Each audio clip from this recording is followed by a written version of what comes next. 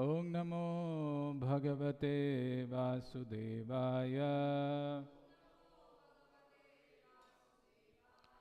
Narayanam Namaskritya Naram Chaiva Narottamam Devim Saraswatim Vyasam Tato Jayamudiraye Nashtaprayeshu Abhadreshu Nityam Bhagavata Sevaya Bhagavati Uttama Shloke Bhaktir Bhavati Naishtiki. So today we are having a special session on Srila Prabhupada's arrival in 1965, 5:30 a.m., which we just have crossed. I want to start with a translation of a particular verse, and the translation is not complete. There are few lines before this translation which is missing. So please read this, and if you can guess what is missing, then let me know. Devotional service is not possible to attain simply by undergoing severe austerities and penances, by gorgeously worshipping the deity, or by strictly following the rules and regulations of the sannyas or grihastha order.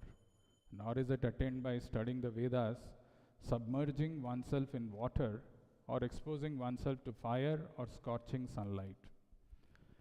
Probably this is what we would expect, that if we want to practice devotional service, or if we want to advance in devotional service, these are the things we are supposed to do: austerity and penances, worshipping the deity, by strictly following the rules and regulations of the sannyas or grihastha order.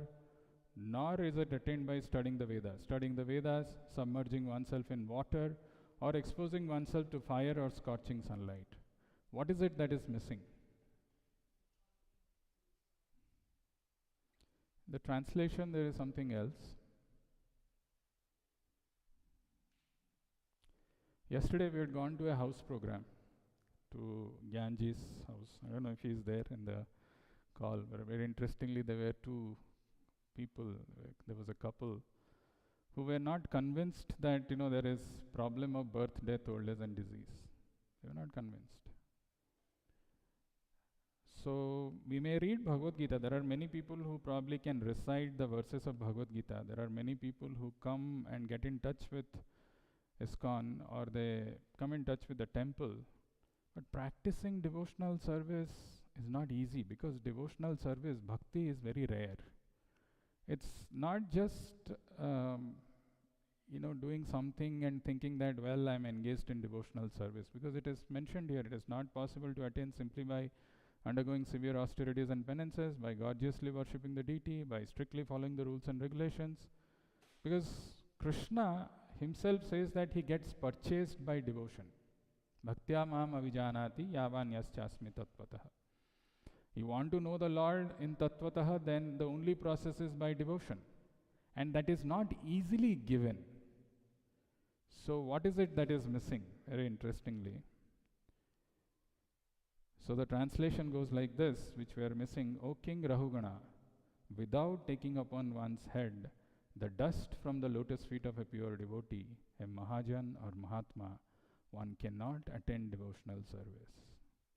Devotional service is not possible to attain simply by undergoing severe austerities and penances, by gorgeously worshipping the deity, or by strictly following the rules and regulations of the sannyas or grihastha order.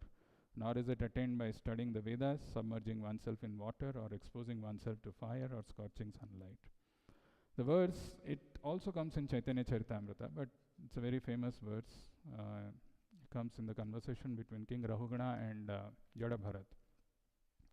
Rahuganita tapasana yati, na chejaya nirvapanad grihadva, na chandasa naiva jalagni suryer, bina mahatpada rajobhishekam. Actually, the most critical, crucial, vital element in a person to accept the path of devotion is the Mahatpada Rajobhishekam. Unless, without taking the dust of the lotus feet of a pure devotee, a Mahajan or Mahatma, it is not possible to advance or to attend devotional service. That you may think, you may get a glimpse that you are doing something, but the presence of the pure devotee in our life is extremely important. I don't know in what words we have to express our gratitude to Srila Prabhupada for doing this for us in our lives. Impossible actually. If we look back in our lives also, when we were not Krishna conscious, and somehow we have been practicing this, not just have understood a little bit about it, but we have been practicing this. It is only possible because there is the mercy of Srila Prabhupada on extremely unqualified people like us, like me at least, that we are engaged in devotional service. And this is a very important principle of spiritual life, where this point is not just mentioned once but multiple times. Even Prahlad Maharaj, when he says that how somebody's mind or attention gets fixed in the Lord, it is not possible by swatahva paratova, by not by our own endeavor or by somebody's telling. It is only possible by Mahatpad or Rajobhishekam. Only if there is a causeless mercy of a pure devotee spiritual master, then we can take up to this path of devotion or engage in devotional service to Radha Krishna, which is not our natural inclination, especially in this conditioned state. So today, when we are talking about this historic event of Srila Prabhupada's arrival in Boston, I thought it is interesting. I mean, people can talk about Srila Prabhupada's pastimes from various ways, and we can hear and can appreciate. But I thought I will take it from a different perspective, from a different lens, as to how a pure devotee, when he arrives in somebody's life, what transformation happens. So to see that, first let us understand what is the meaning of the word historic. And the definition, if you search in Google, it says historic is an adjective that means something is famous or important in history, not very relevant. But the second one, it can also mean something has great and lasting importance. For example, you might describe a building or occasion as historic, and synonyms for this is significant, notable, and momentous. So why this particular thing of Srila Prabhupada's arrival is considered historic? Why it is of lasting importance? Why that Prabhupada came to the West has so much significance? Because had Prabhupada not been come here, we would have not been in bhakti. We would have not been in devotion, because Srila Prabhupada himself is a pure devotee. He was practicing devotion in Radha Damodar temple in Vrindavan, very nicely fixed. His life would have been perfect by just practicing devotion there. But had he not taken the order of his spiritual master seriously, we would have not been benefited in our lives. Impossible. Bhakti to dur ki baat hai. We would have not even turned towards, temple or even dham or prasadam. We had no understanding of all those things. Even though I have stayed in Puri for many years, for a few years at least, I had no understanding of who Lord Jagannath is, who Chaitanya Mahaprabhu is, though I used to visit the temple. It's all possible because Srila Prabhupada entered in our lives. So, as I said, we would try to see this from the lens of some common people. When Prabhupada arrived here, he didn't meet some scholarly people or somebody who was engaged in devotion or anything of that sort. He met people who were all hippies, who were all having no understanding of who Srila Prabhupada is. But how did Prabhupada capture their imagination? It's always, the first meeting that a person has something very significant. We carry the first impression about a person. So we will try to see through the lens of different devotees, how did Prabhupada transform their lives? What was their impression when they saw Prabhupada? To begin with, I would start with Dr. Stilson Judah. He's a professor. He's a professor in Berkeley College of University, or University of Berkeley. University of Berkeley. What is it called? UC Berkeley. University of California, Berkeley. He was a professor there in history and religious studies. And this is his impression about Prabhupada. You see, what is so uncommon about Prabhupada? Because there were many people from India who had traveled to the US before. But these are words of Stilson Judah. He says about Prabhupada, very interesting. I was also very much impressed, even at that first meeting, and have been subsequently impressed that he lived his life in the same way that he expected his disciples to. This is quite different from so many other gurus who come to the West and take up drinking a few cocktails and the like. Prabhupada really lived a strict life. He was the perfect example for his disciples. And I think this is certainly part of the great power of the man, that he did preach a very severe disciplined life, but he followed it himself, right down to the letter. His popularity among his disciples owes much to the fact that his own life was so truly exemplary to the highest degree of the holy and disciplined life he demanded of them. Very interesting thing that he makes an observation, Dr. Judah. He met Prabhupada quite a few times, but his observation is, actually if you see, Prabhupada calls himself as the founder Acharya. Founder is someone who started the organization. He can be considered as a founder. But Acharya is something who's setting the standards, setting example for others to follow. These people had no idea what Krishna Consciousness is, how to do the deity worship, how to chant, how to wear this Vaishnava attire, how to put tilak. They had no idea. And the only person that they were looking up to was Srila Prabhupada, and Srila Prabhupada was very strict in his own conduct, how he was carrying himself. It's a very important thing. Even in our life, when we want to preach or we want to share this knowledge, unless and until we practice it ourselves, if we speak to someone else, it will fall apart. The classic example which Prabhupada quotes, once there was one man who came to Mahatma Gandhi. There was a lady who came and she wanted her son not to take sweets. So she told Mahatma Gandhi to speak to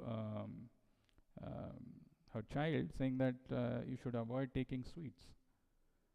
And Mahatma Gandhi looked at him and the mother and said, "You come after 3 days." So when this lady went to Mahatma Gandhi after 3 days with her child, Mahatma Gandhi said, "Beta, sweets mat khao, it's not good for health. I also don't take." And it had such a lasting impression on the child that the child never took that sweets. So the mother was very intrigued. She asked Mahatma Gandhi, "Why didn't you tell that the first time when I came?" And Mahatma Gandhi responds that in those days, in that time, I was taking sweets. So I took these 3 days to quit sweets so that I can say this to that boy. Very important thing. There could be so many people who talk big things, but unless we practice ourselves, it will not have that impact on others. And Prabhupada really demonstrated by his own life how to live a life dedicated to Krishna. He's a pure devotee, carrying Krishna always in his heart, and we can learn so many things from his life. Let's see another example of a person who was also, he's one of the, anybody recognizes Madhav? Yeah. What's his original name? Michael Grant. So Michael Grant is one of the early disciples of Srila Prabhupada, and when he met Prabhupada for the first time, very interesting. Prabhupada in those days, he used to live in the Bowery. And Bowery, the other synonym for Bowery, as not Prabhupada, I think one of his disciples says, it's called Skid Row. Skid Row is something which is very derogatory. If you are from Bombay, or if you have happened to visit Bombay and you have seen Dharavi, now Dharavi is very, it has become little glamorous after Slumdog Millionaire and all. But earlier, like if you are from Dharavi, if you say, "Where are you from?" "I'm from Dharavi in Mumbai." Nobody wants to say that. "I'm from Mumbai." Maybe next to Dharavi, if there is a posh locality, you will say that. But nobody wants to say. Prabhupada was there in this Bowery, which is filled with the people who are considered to be the lowest of civilization. It's called Skid Row, that Bowery. And that is where Michael Grant first time met Srila Prabhupada. And what is his impression? So he says, there was a little bit of familiarity because I had seen other Swamis. The way he was dressed, the way he looked older and swarthy were not new to me. But at the same time, there was an element of novelty. I was very curious. I did not hear him. This is all from Satswarup Maharaj's Leelamrita. But at the same time, there was an element of novelty. I was very curious. I didn't hear him talk when I first came in. He was just chanting. But mainly I was waiting to hear what he was going to say. I had already heard people chant before. I thought, why else would he put himself in such a place without any comforts? Unless the message he is trying to get across is more important than his own comfort. It's a very interesting thing, because what else? What is the motivation for a person, such an elderly man, swarthy, and he's there in the midst of all these hippies in a filthy place? Then the message that he's trying to communicate must be far superior than his own personal comforts. So he was very curious to hear what Prabhupada has to say. I think the thing that struck me the most was the poverty that was all around him. This was curious, because the places that I had been before had been just the opposite, very opulent. There was a Vedanta center in Upper Manhattan and others. They were filled with staid older men with their leather chairs and pipe tobacco, that kind of environment. But this was real poverty. The whole thing was curious. The Swami looked very refined, which I was also curious that he was in this place. When he talked, I immediately saw that he was a scholar and that he spoke with great conviction. Some statements he made were very daring. He was talking about God, and this was all new to hear someone talk about God. I always wanted to hear someone I could respect talk about God. I always liked to hear religious speakers, but I measured them very carefully. When he spoke, I began to think, well, here is someone talking about God who may really have some realization of God. He was the first one I had come across who might be a person of God who could feel really deeply. See, this is the impression that a person carries when he's seeing first time Prabhupada. Actually, Prabhupada had a mesmerizing effect on those people, whether they became disciples or not, whether they followed the path of devotion or not, that's a separate thing. But every single person who saw Prabhupada for the first time could see that Prabhupada is carrying the Lord in his heart. Carrying the Lord in his heart. And he could respect, he could see that the conviction at which Prabhupada is speaking. Actually, this conviction is something which we lack in our lives.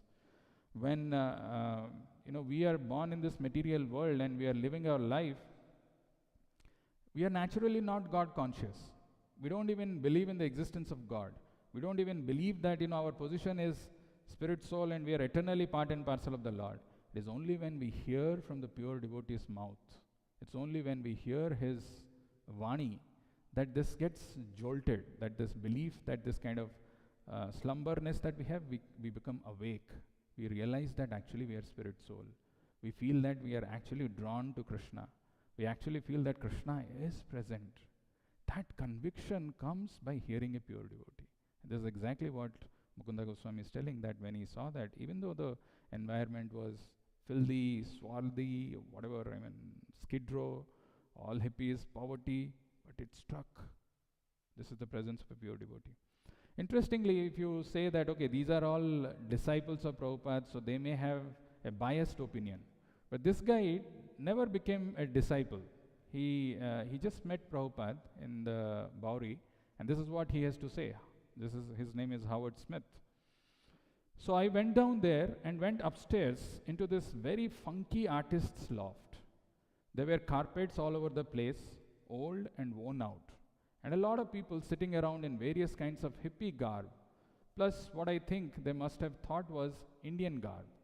Most of them were sitting alone around the room, facing the wall, like they had nothing to do with each other. So it's very interesting, because those early days, I don't know how many of you have been to this 26 2nd Avenue. It's a small, narrow, long path, and the hippies were sitting facing the wall. They were not looking at each other, and they were busy chanting. And this man walks in. Nobody's actually paying attention. Who's this? Because they are used to seeing some people walking in, going out randomly. Nobody is paying attention. So he has walked in. He is very curious. These people, they are wearing some strange kind of dress and doing something, chanting sometimes who has not seen before, especially for a Westerner who's from this country. Very difficult to understand what's going on. sitting cross-legged, which is another thing which people are not familiar with. And each one seemed to be doing something different. Nobody paid any attention to me when I walked in. I saw shoes lined up, and I thought maybe I'm supposed to take off my shoes. But nobody said anything to me. So I walked around the edge of the carpet, looking for somebody to pay attention to me. I wondered what was going on, and I didn't want to interrupt anybody, because they all seemed to deep into whatever the kind of prayers they were doing. In the back of the loft, I noticed a little curtain, an Indian Madras type curtain. And so I decided I would peer into that area.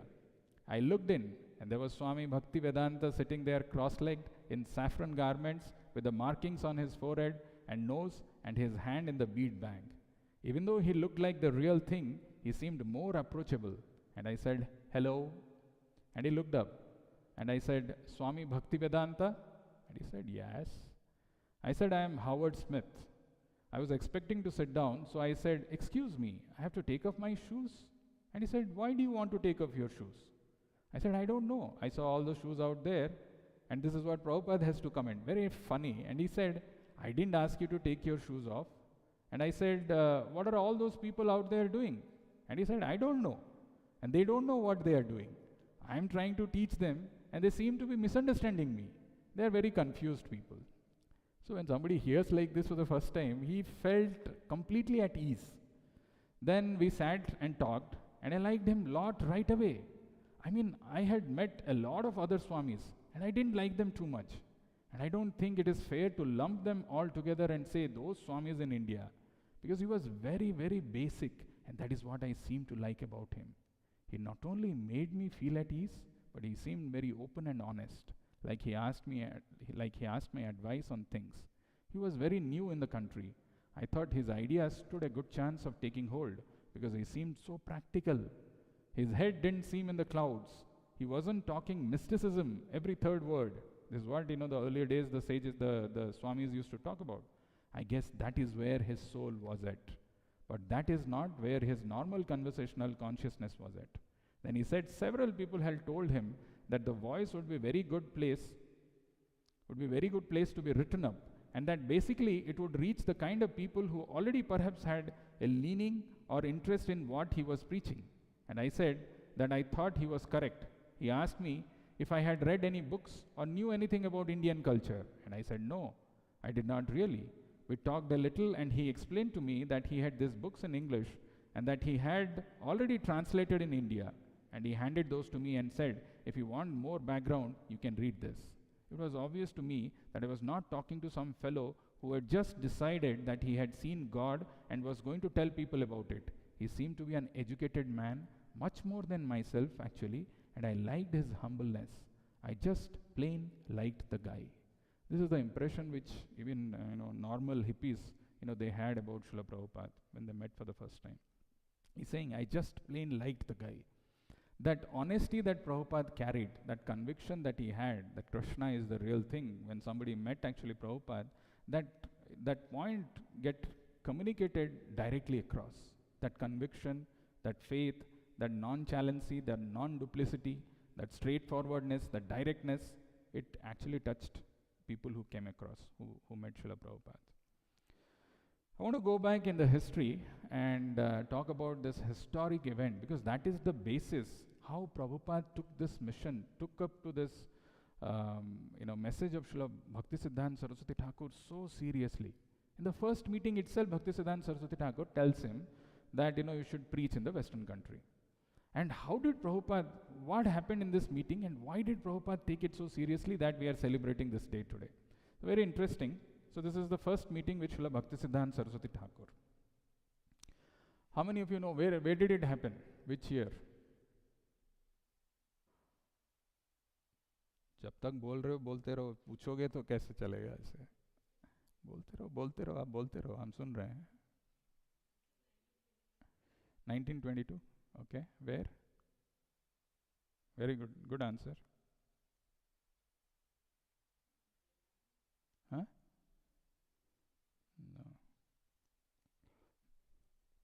No. Where in Bengal? Bengal is a big state. Now you'll say India.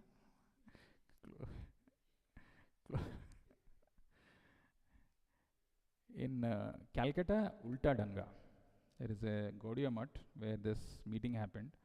See, very interestingly, this meeting, and I want you to pay attention, and I'll ask you a question. What did you learn from this meeting? Okay, that's the question. So pay attention to what I'm saying. While the two young men, actually, what was Prabhupada's name before initiation? Raise your hand. Okay. Abhay? Full name. Chaitanya Rutharia. So Abhay Charan De. So Abhay Charan De, his friend, anybody knows his friend who pulled him to Bhaktisiddhanta, to meet Bhaktisiddhanta Saraswati Thakur? Narendra Mullik. So Narendra Mullik is the guy who forced Prabhupada to come and meet Bhaktisiddhanta Saraswati Thakur, and Prabhupada was extremely hesitant, reluctant. He was not interested in meeting a sadhu, because his father always used to invite sadhus to his house, and he has seen many sadhus who come in the garb of the sadhu, but they are actually cheats. So he had kind of lost faith in all those things, and he was a Gandhian at that time, wearing dhoti and kurta, the khadi, this thing. So this is the meeting which they are having.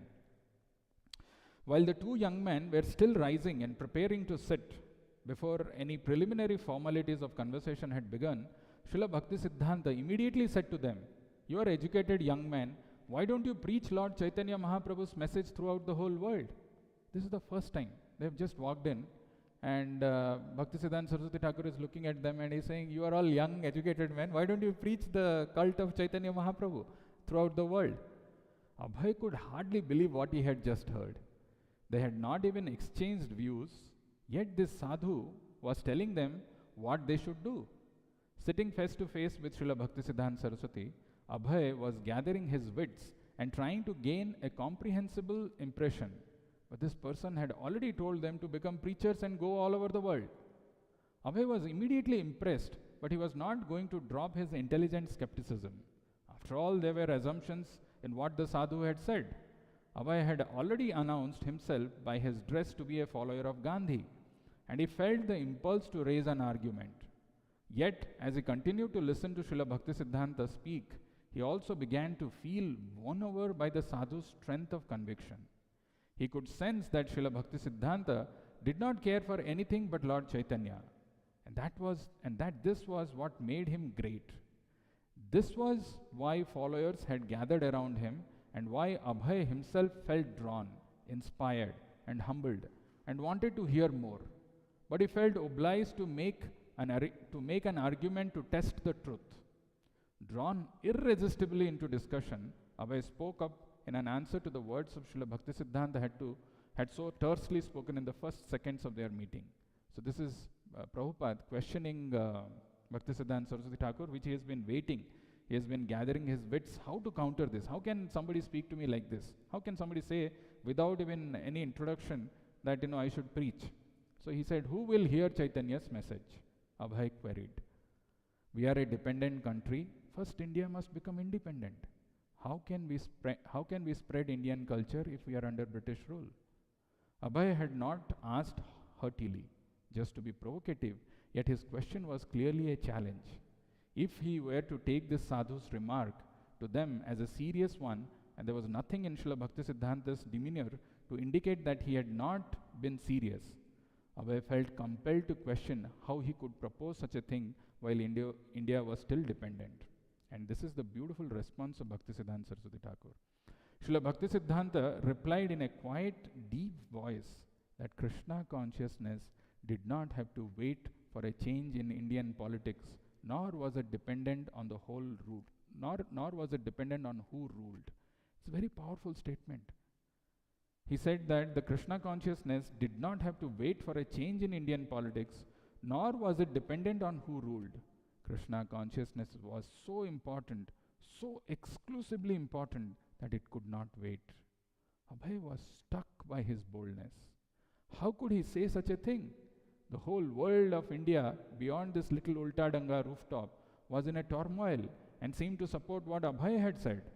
Many famous leaders of Bengal, many saints, even Gandhi himself, men who were educated and spiritually minded, all might very well have asked the same question, challenging the sadhu's relevancy, and yet he was dismissing everything and everyone as if they were of no consequence. Srila Bhaktisiddhanta continued, whether one power or another ruled was a temporary situation, but the eternal reality is Krishna consciousness, and the real self is the spirit soul. No man-made political system, therefore, could actually help humanity. This was the verdict of the Vedic scriptures and the line of spiritual masters.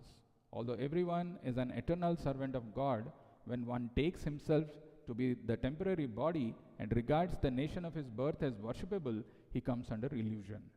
The leaders and followers of the world's political movements, including the movement of Swaraj, were simply cultivating this illusion. Real welfare work, whether individual, social, or political, should help prepare a person for his next life and help him re-establish his eternal relationship with the Supreme. I'll fast forward and tell you what Prabhupada thought about this.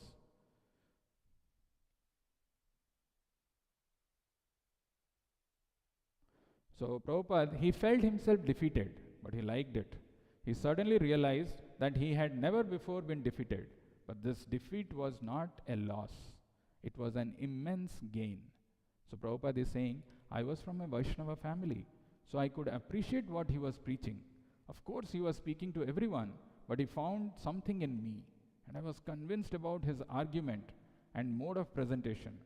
I was so much struck with wonder. I could understand, here is the proper person who can give a real religious idea. And then Prabhupada says, concluding this thing in this, I accepted him as my spiritual master immediately, not officially, but in my heart. I was thinking that I had met a very nice saintly person. This is again from Prabhupada's Lilamrita, very nice saintly person. You see the line that Prabhupada is using here, I accepted him as my spiritual master immediately, not officially, but in my heart. This is what Krishna consciousness is all about. When we come across this book of Srila Prabhupada, or we meet some devotees, we attend some classes, we hear some message of Krishna, somehow or other, if a person develops some affection for Krishna consciousness, somehow or other, if he feels that, yes, I should serve Krishna, I should practice, this is a good thing, what they are saying is right, actually we have made a big progress. This is what Prabhupada says in one of the purports of first canto. And this is what Prabhupada is writing here, not officially, but in my heart, I accepted him as my spiritual master. So from this meeting, what is it that strikes you?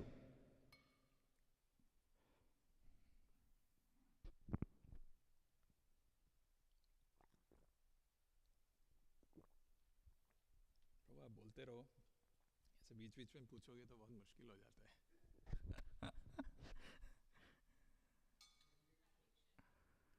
Conviction who had? Which Prabhupada? Bhaktisiddhanta Saraswati Thakur Prabhupada or Srila Prabhupada? What conviction he had?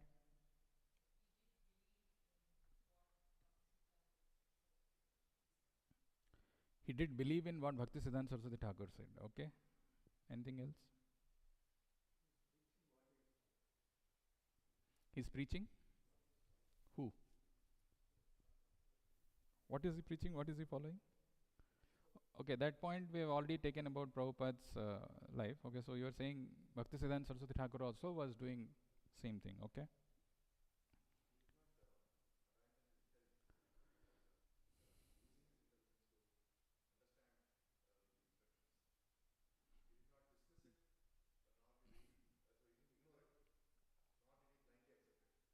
Yeah, he never surrendered his intelligence. He used his intelligence to judge Bhaktisiddhanta Saraswati Thakur, and he was convinced and accepted his defeat by the arguments put forward by Bhaktisiddhanta Saraswati Thakur. But Prabhupada himself actually talks about this conversation in one of the lectures, and he says that I was an activist before entering into that room. What kind of activism he was doing? Gandhian movement. And he said, when I walked out of that room, I still was an activist, but an activist of a different kind. He had that spirit to do something, and that spirit got channelized. It got molded in a different way, where he always wanted, he was raised in the Vaishnava family, he always wanted to do this, But he wanted that conviction to come from someone who's been doing this.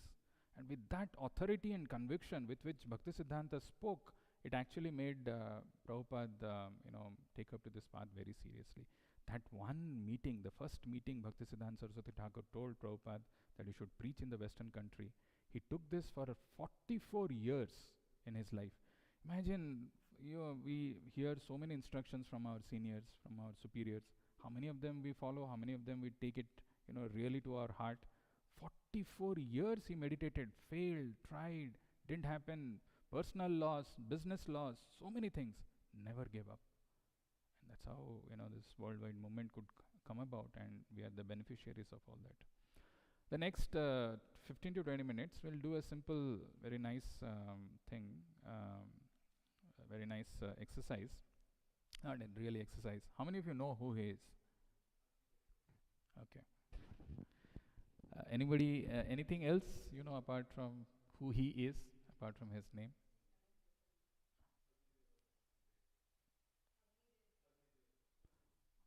You have not, how many of you have not heard of him?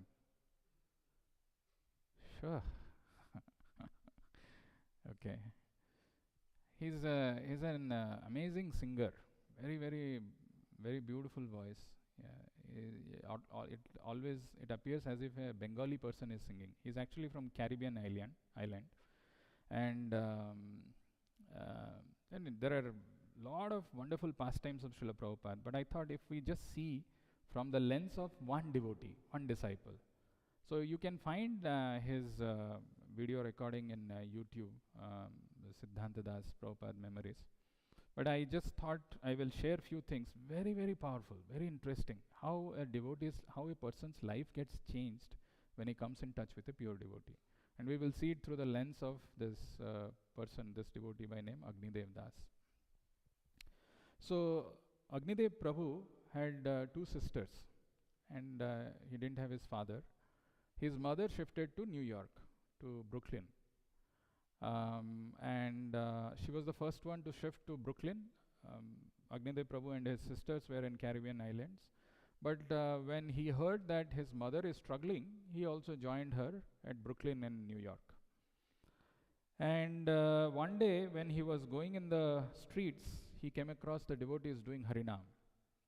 He got intrigued. That's how it all happens for most of us, for many of us.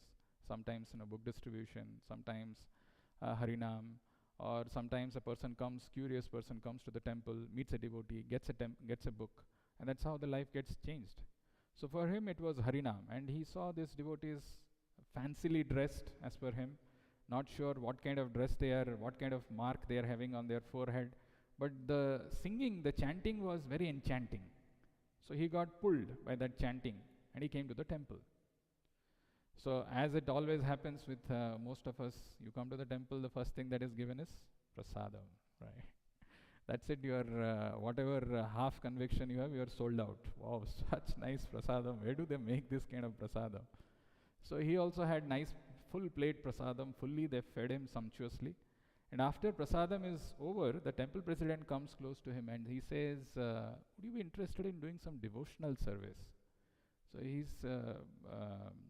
Agnidev Prabhu says, the first time I heard these 2 terms together, devotional service. He said, what is devotional service? He said, service. Service, he said, yes. Because I ate so much, in reciprocation I should do something. So he said, I have no hesitation, I'll do it. So they took him in front of the temple. There was an old fountain, like a water fountain, which was non-functional. And they told him that you break this. So he looked at that and he said, how am I supposed to do this? They gave him a pickaxe, which is not easy to do. But he was 21 years old at that time. So he said, for a 21 years old, you're 19, right, Keshan? So little, 21, the same age group. So he said, at those age, if somebody is asked, like, can you demolish? There is kind of, there is a challenging spirit inside, right? I want to do this. So he said, with all my force, with everything that I had, and whatever I ate, I started, beating. I started demolishing that fountain. And it continued for few minutes, few hours, almost 3-4 hours have passed. many devotees are coming. Like, here also surprisingly sometimes when we give service to people, we come and check whether they are doing or not doing, what's going on. Sometimes people just leave in 2 minutes, they'll start and they'll run away. But this guy was doing, and people are coming, devotees are coming, and they're saying, Jai. And he's saying, I never heard that word before. So I was thinking, what is this Jai? And they were smiling. So then he's saying, later on I realized, I figured out that they were very happy with my service. And he continued beating, and then he fully demolished that fountain. And it was brought to such a state that it can be taken away, and that whole thing got cleaned. They wanted to have a lawn there.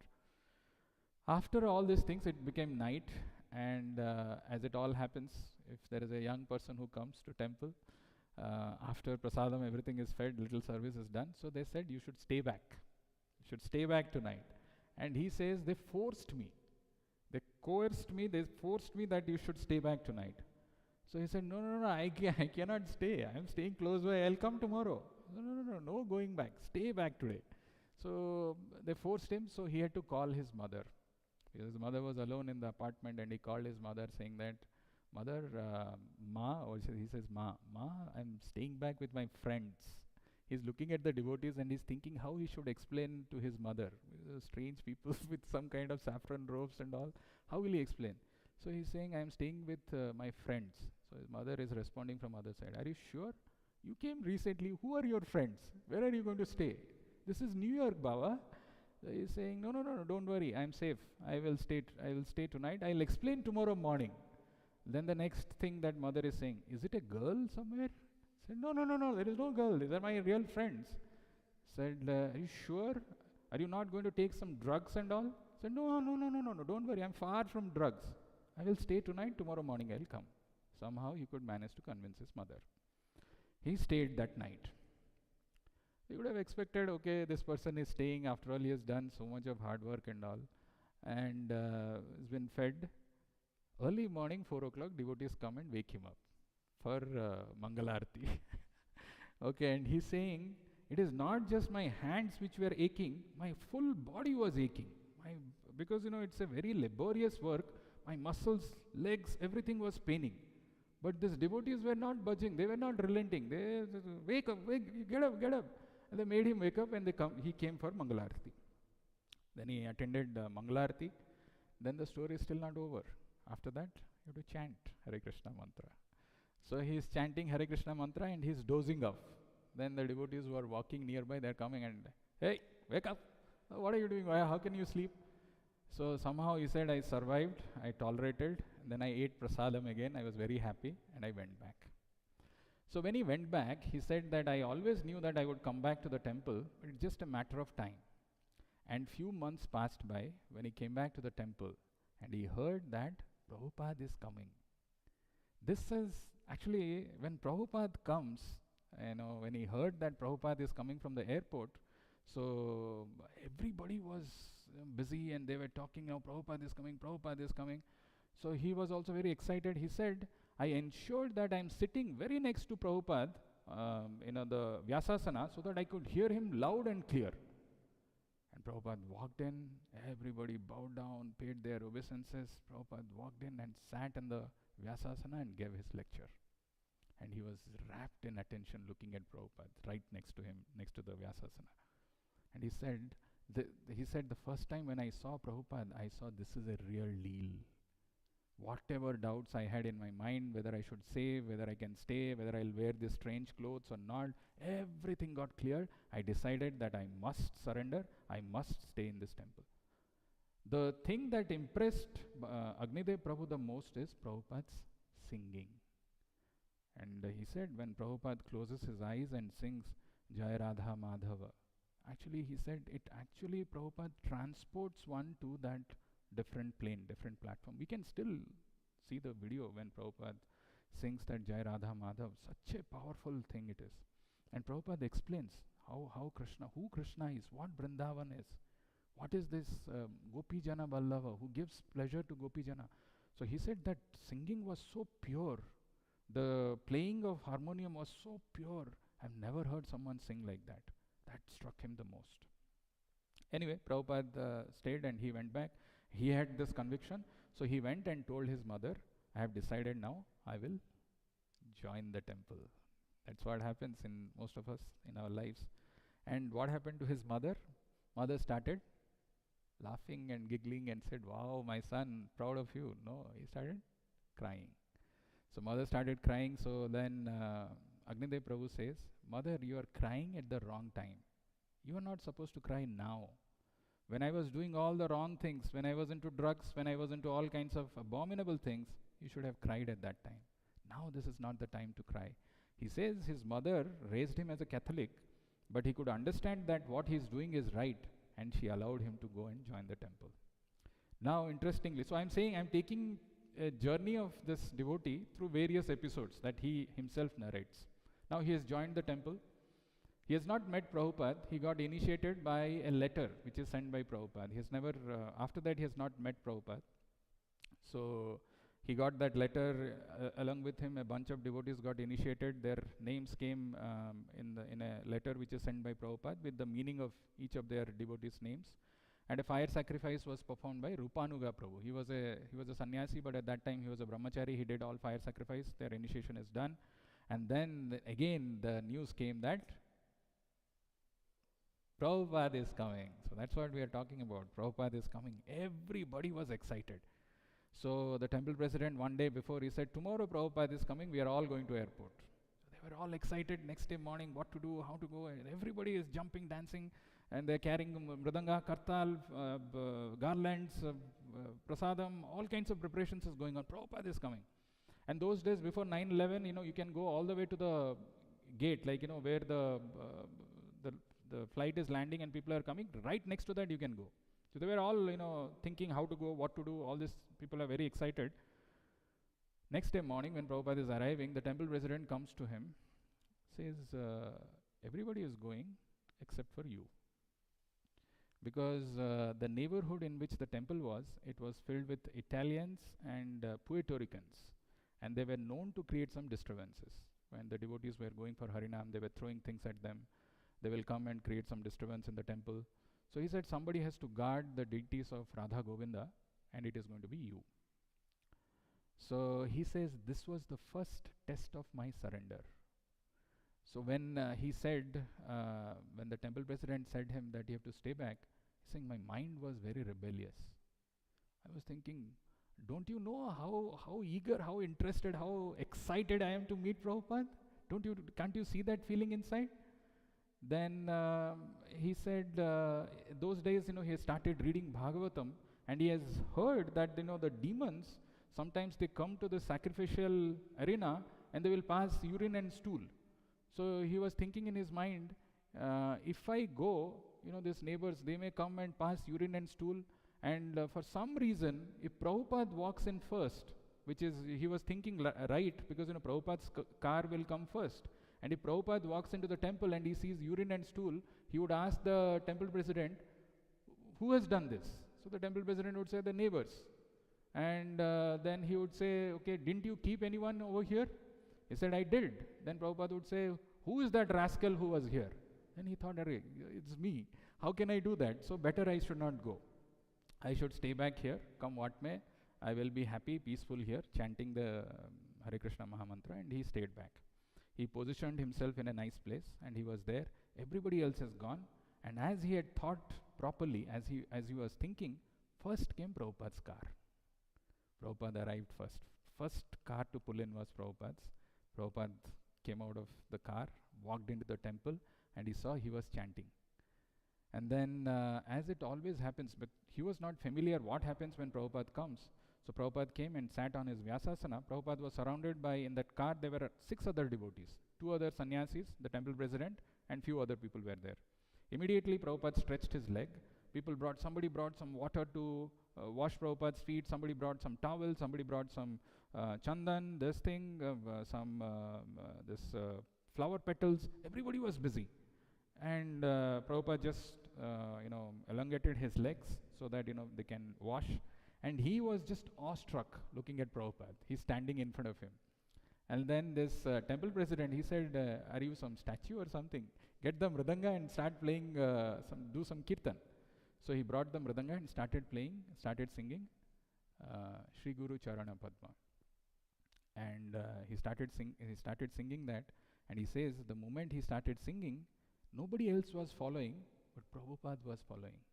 When he was singing Sri Guru Charana Padma, Prabhupada silently was following Sri Guru Charana Padma, Kevala Bhakati Satma. And he said he was completely immersed and lost in that moment.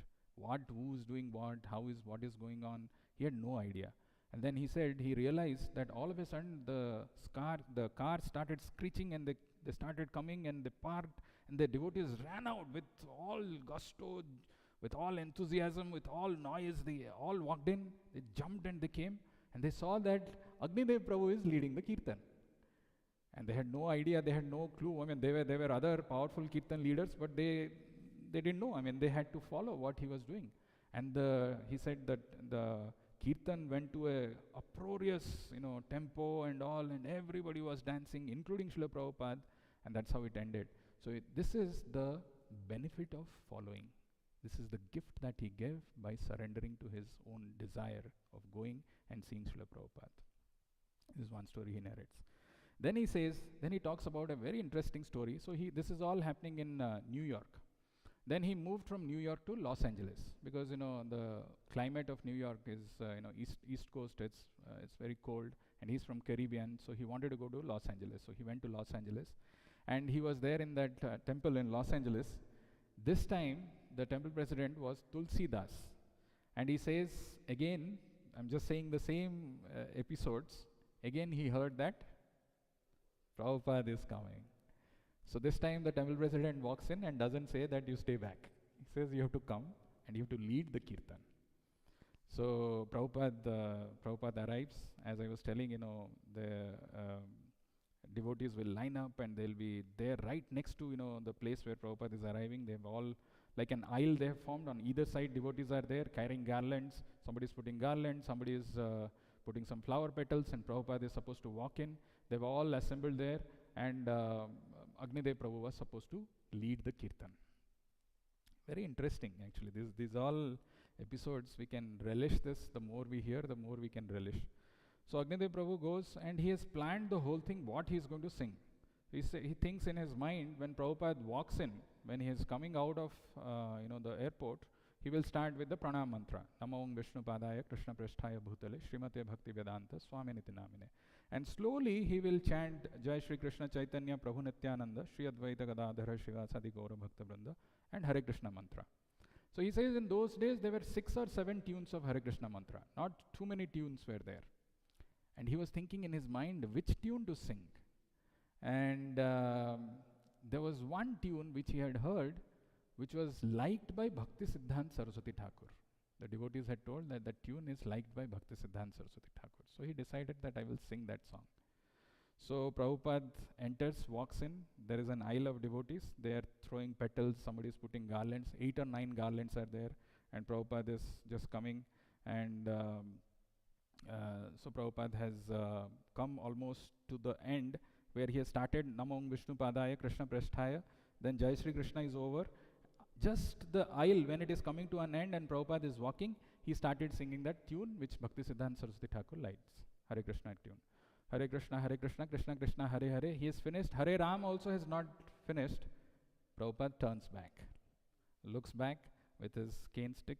He stops there and gives a big smile. He says, this is great. Something like that, whatever, in whichever way Prabhupada says that, approves that with a nodding head. And that, he says, that moment I can never forget in my life.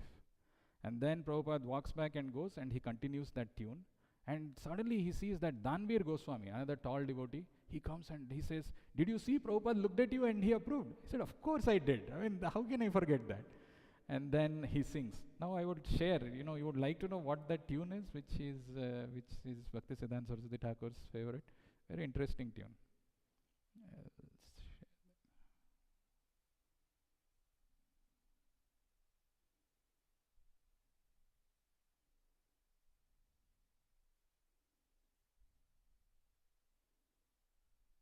This is Agnidev Prabhu. Actually, it's a very nice, I've been telling you all this. It's all there in this.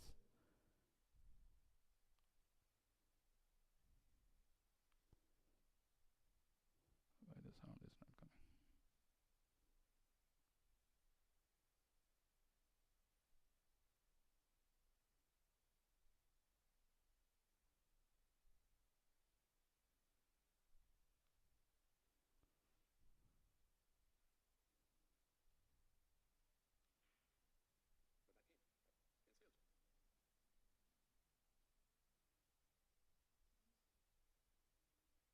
It'll come, don't worry.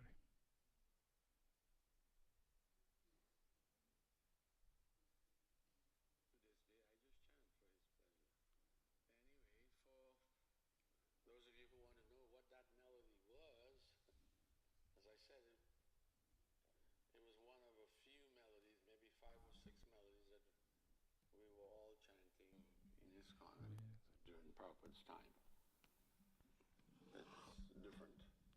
And so this particular melody, which I was told that is one of Bhaktisiddhanta Saraswati's favorite, he liked this melody. And the melody went like this. Hare Krishna,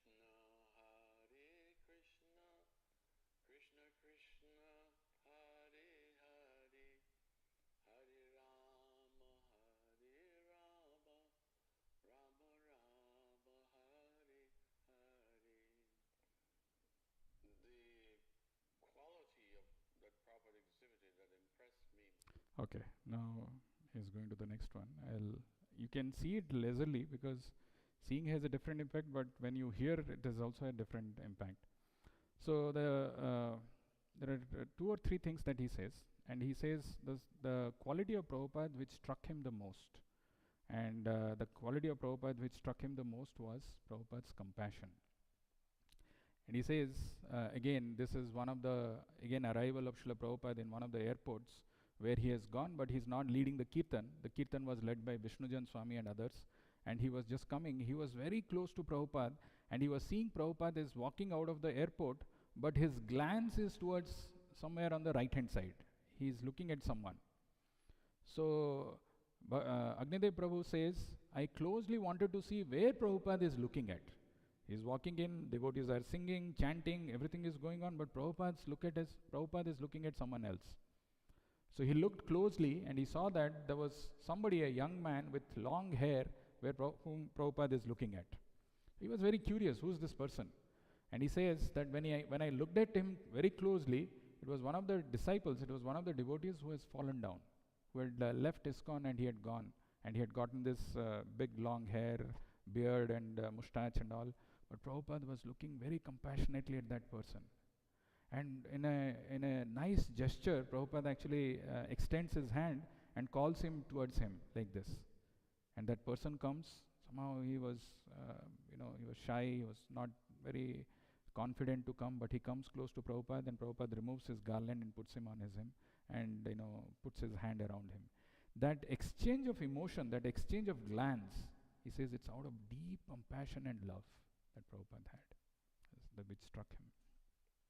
And the last thing that he says, one of the things that he mentions, very, very, very interesting actually, how people's lives get changed. This is when he was in Los Angeles, there were 4 or 5 brahmacharis who were asked to learn cooking. So they were put into this kind of training, but finally it was approved that he's going to cook. But he was not second initiated at that time. So he was supposed to get second initiation, and they took him to Prabhupada's quarters. Prabhupada was staying in the temple president's house somewhere outside in New Dwarka in Los Angeles, and 4 other devotees along with him had gone for second initiation. So this is the person who had taken them is Harikesh. He was not a Swami at that time. He was a brahmachari, Harikesh brahmachari. He had taken all of them for second initiation, and he had told them how to count 1 to 10, right? 1, 2, 3, 4, 5, 6, 7, 8, 9, 10. So they've learned how to count. He has told them very specifically. Prabhupada would ask that. So you should count. You should show Prabhupada how to count this Gayatri mantra. So they were all standing, and he says the first person who walks in to meet Prabhupada, his name is Pankajanabha. He's his god brother, and he goes and he says he comes back, and his facial expression was like, as if he has seen a ghost. They were all very surprised. What happened? So even though the act is very simple, you have to count 1, 2, 3, 4, 5, 6, 7, 8, 9, 10. It becomes difficult in front of Srila Prabhupada. So Prabhupada said, you are a mudha, you are a rascal, get out of this place. Because he could not count. He could not show how to chant, how to count 1, 2, 3, 4, 5, 6, 7. So he came out fully like shattered. So Harike says, don't worry, we will put you again behind the queue. After everybody is gone, you will get one more chance to go and see Prabhupada. So he was happy. And the next turn was Agnidev Prabhu's. So, but he says, when I explain this pastime, I always think of, when Krishna went to Vidura's house and Vidura was not present, Vidurayani, Vidura's wife, she fed Krishna the banana peels. She was peeling the bananas, but instead of giving the banana fruit for Krishna, she was giving that banana peels. And Krishna was relishing. So in the presence of a very powerful, eminent spiritual personality, we sometimes lose our consciousness and identity, like it happened in the case of Vidurayani when she was trying to serve Krishna.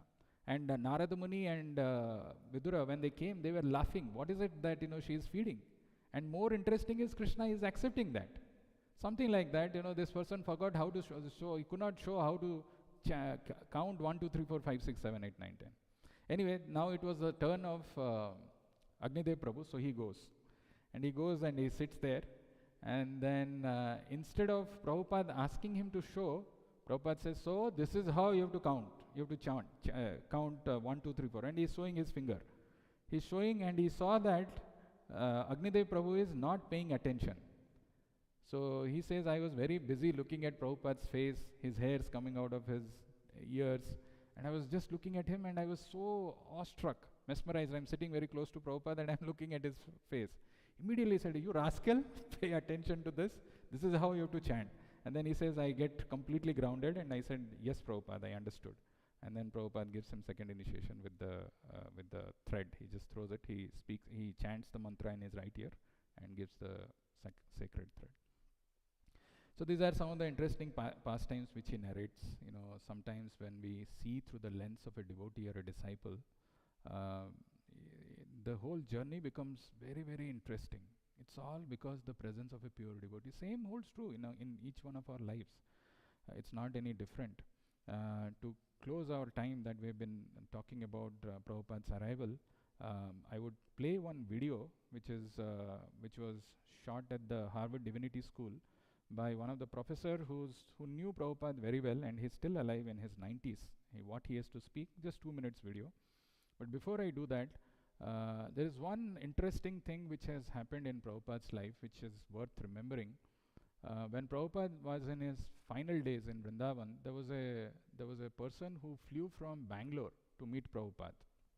He was a Vaidya or something, and he was a knower of Pancharatrik Vidhi, and he goes and tells Prabhupada that, Prabhupada, I wanted to share something very confidential with you. So he was not sure whether Prabhupada was aware or not. So he says, Prabhupada, you have established your murtis in all your temples when you are physically present. And that is not something which is approved in Pancharatrika Vidhi, especially when the Acharya is personally physically present, his murtis are not worshipped in the temples. So Prabhupada says, yes, I am aware. And then he thought probably Prabhupada didn't hear. Maybe he is sick. He's having so much of physical weakness and illness. He didn't hear. So he goes close to Prabhupada and says, Prabhupada, I told that you should not have your murtis in all the temples when you are physically present, because when the disciples, when the devotees, when the people are coming and touching your feet, actually the karmas of those people are coming to you. Prabhupada says, yes, I am aware. I am aware of it. I want, as long as I am here, and as long as I am here in this material world, I want to take all their karmas. I want them to become free from karmas. So that person left with tears.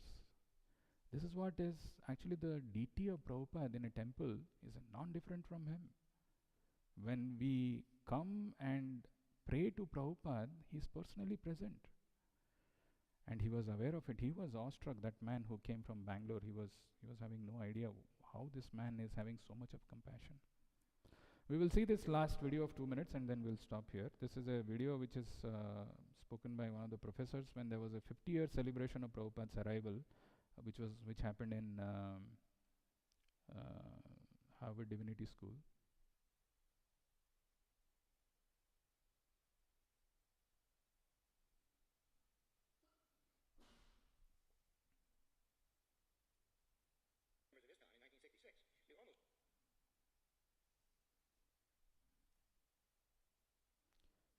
So if you have to sum up Prabhupada's pastime, this is Professor Hopkins, what is it, Thomas Hopkins, who has met Prabhupada many times. Most of the members of ISKCON in 1966 knew almost nothing about the early Chaitanya devotional movement and its participants, or about the later figures who shaped the Vaishnava tradition of Bengal that in September of 1966 laid the foundations for ISKCON. That is to say, they knew almost nothing about Bhaktivedanta's background or where he got his teachings and practices. As a historian,